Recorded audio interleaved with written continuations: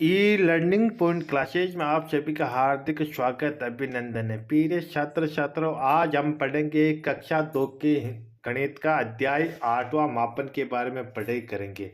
अगर हमारे इस चैनल पर आप पहली बार विजिट कर रहे हो तो इस चैनल को सब्सक्राइब अवश्य करें और बेल आइकन आप अवश्य प्रेस करें, जिसके समय पर आपको नोटिफिकेशन आपको मिल सके। और हमारे इस चैनल पर प्राइवेट लेवल के सारे कोर्स अवेलेबल है। अब वीडियो को शुरू करते हैं। मापन के बारे में अपन पढ़ाई करेंगे। छोटा बड़े के बारे में पढ़ाई करेंगे।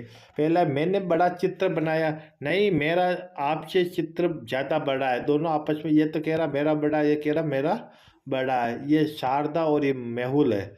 तो अभी दीदी कह रही, दीदी लाइए अपना अपना चित्र अभी बता देती हूँ। तो एक चित्र के ऊपर दूसरे चित्र को रख कर देखो।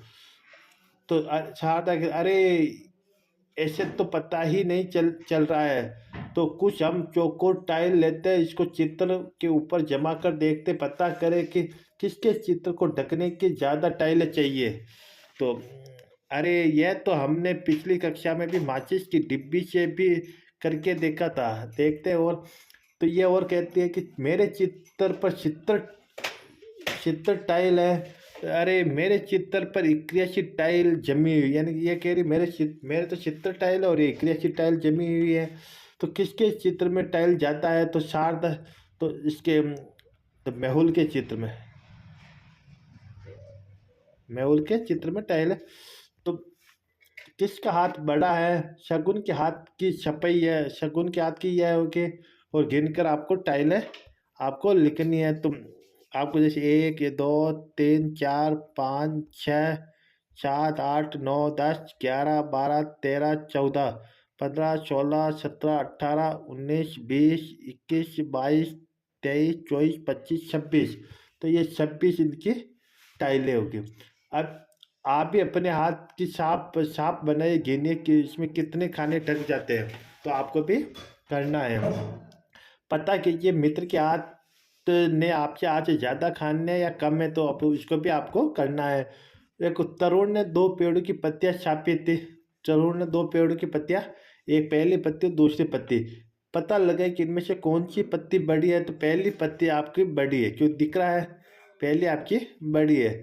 तो मेरी प्लेट छोटी है, ये कहता है मेरी प्लेट तो बड़ी। नहीं नहीं, अपने हाथ से प्लेट नाप कर दिखाओ, देखो मेरी प्लेट मेरे हाथ के बराबर, आपकी प्लेट आपके हाथ के बराबर है।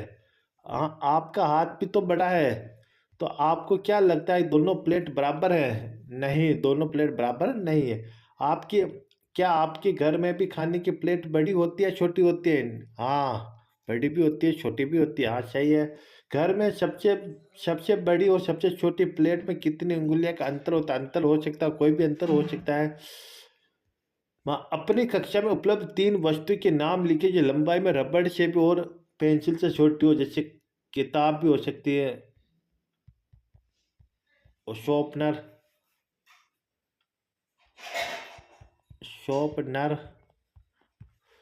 आप अपनी बोतल, फुटबॉल, कमीज और पुस्तक को रबड़ से नाप कर संख्या लिख सकते हैं। रबड़ से आपको नाप कर यहाँ पर आपको संख्या लिखनी।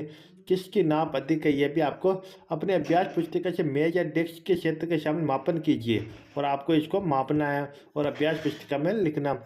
एक कागज के टुकड़े को मापन करके पता कीजिए कि आपकी कक्षा में सबसे बड़ी मेज कौन सी। इन टुकड़ों से अन्य किन वस्तु पर आप अपना नाप सकते हो।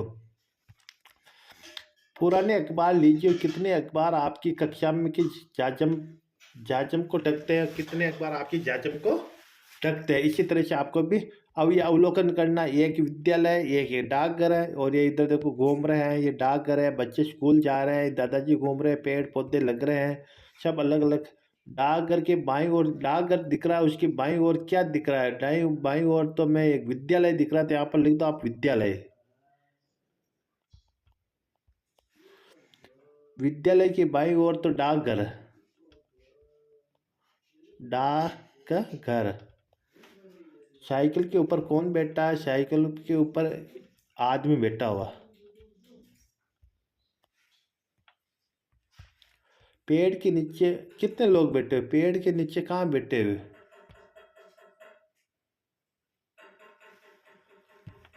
पेड़ के नीचे कितने लोग दिख रहे हैं? पेड़ के नीचे तो एक दिख रहा मुझे तो, एक। और पेड़ के ऊपर कितने पक्षी बैठे हैं? पेड़ के ऊपर कितने पक्षी बैठे हैं? तीन। तो ये आपका यहाँ पर तीन पक्षी आपको दिखाई दे रहे हैं। और ये हमारा आज का जो 8वां पार्ट था समाप्त हुआ। वीडियो को लाइक और शेयर अवश्य कीजिए। धन्यवाद।